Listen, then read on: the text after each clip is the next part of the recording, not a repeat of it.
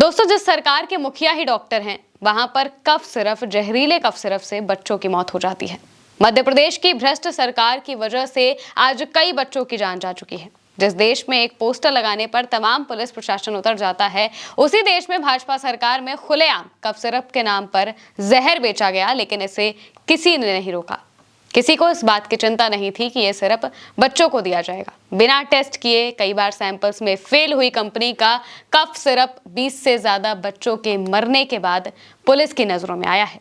और जब मुख्यमंत्री से इसको लेकर सवाल पूछा जाता है तो वो जवाब देने के बजाय उल्टा भड़क जाते हैं और कहते हैं कि आप ये सब सवाल क्यों कर रहे हैं। सुनिए उनका बयान। अरे भाई, ये हो गया ना भाई, कल की बात आप आज मत लाओ, उसको आज की बात करो ना यार। यहाँ पर मेरी बात तो सुनो भाई, तुम तो समझदार हो। मैंने कल आज वहां जाकर के जितनी प्रकार से हो सकता है वो सब करा है। हम आज अपने पूरे दिन की बात करें, आप बात मान के चलिएगा, सरकार ने हर विषय का मौके पे जाकर के, यहाँ तक कि बड़ा आपको, यानी कि बच्चों की जान चली गई लेकिन सवाल ना पूछा जाए, बस जाकर लोगों से मिल लेंगे, एक बयान जारी हो जाएगा, बस हो गया काम। ये कितने संवेदनहीन हैं, इस बात का अंदाजा लगाना बहुत मुश्किल नहीं है। हाल ही में एक हादसे में 8 से 10 लोगों की जान गई थी इसी मध्य प्रदेश में। तो वहां पर लोगों को, जो परिजन थे, उनको लिफाफे में चेक की जगह पर स्वीकृति पत्र देने का काम यही मोहन यादव करके आए थे। यानी कि मुख्यमंत्री की संवेदनशीलता पूरी तरह से मर चुकी है। मध्य प्रदेश में कफ सिरप से छिंदवाड़ा, बैतूल, नागपुर और पाडुर्ना में अब तक 23 बच्चों की मौत हो चुकी है। जांच के दौरान कंपनी के मालिक ने मौखिक रूप से स्वीकार किया है कि उसने दो बार में प्रोपिलीन ग्लाइकॉल के 50 किलो के 2 बैग खरीदे थे। यानी कि कंपनी ने 100 किलो जहरीला केमिकल खरीदा था। ये केमिकल किसी भी दवा में इस्तेमाल नहीं किया जाता है। जांच में इसका ना कोई बिल मिला, ना खरीद की एंट्री बुक में दर्ज की गई।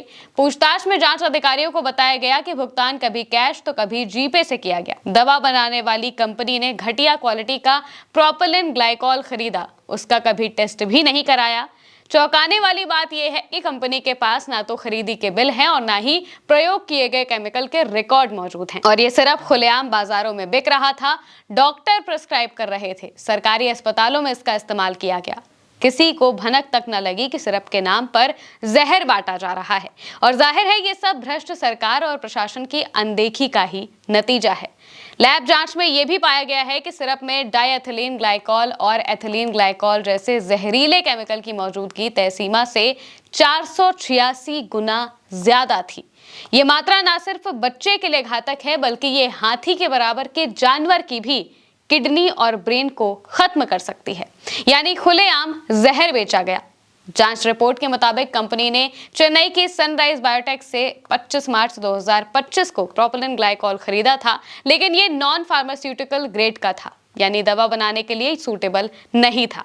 बावजूद इसके कंपनी ने ना तो इसकी शुद्धता जांची और ना ही इसमें डायएथिलीन ग्लाइकॉल या एथिलीन ग्लाइकॉल की मात्रा का टेस्ट किया। कई बार इसके सैंपल्स पहले भी फेल हो चुके हैं, 1-2 बार तो ये बैन भी हो चुकी है, लेकिन फिर भी जस्ट बिकॉज हमारी सरकारों को कोई फर्क नहीं पड़ता, इस वजह से ये वापस से खुलेआम बाजारों में बिकती है, सरकारी अस्पतालों तक पहुंचती है और उसके बाद बच्चों के गले से नीचे उतर जाती है और फिर बच्चे नहीं रहते हैं। राज्य सरकार ने बयान जारी कर बताया है कि कोल्ड ड्रिप सिरप की वजह से बीमार छिंदवाड़ा के 7 और बैतूल के 2 बच्चे नागपुर के कई अस्पतालों में अभी भी भर्ती हैं।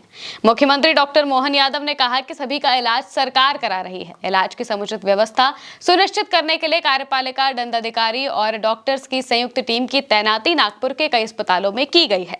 सरकार ने इस मामले में जांच के लिए स्पेशल इन्वेस्टिगेशन टीम यानी SIT बनाई है, जो हर बड़ी घटना के बाद बनती है और फिर रिपोर्ट में अक्सर बड़े नाम छूट जाते हैं, गायब हो जाते हैं, पता ही नहीं चलता है कि भाई कहां गए। जब रिपोर्ट आती है तो रिपोर्ट आने में पहले वक्त लगता है, आ जाती है तो नाम नहीं आते हैं। कंपनी किसी न किसी तरीके से बच ही जाएगी, ये बात आप मान लीजिए।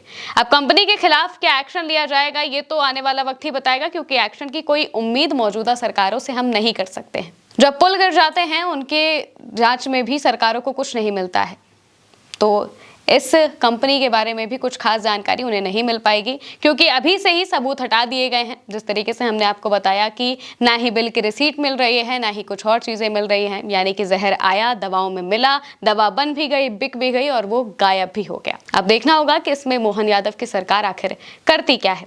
आप इसको लेकर क्या सोचते हैं कमेंट में बताइएगा। मैं हूं महिमा और आप देखते रहिए उल्टा चश्मा यूसी।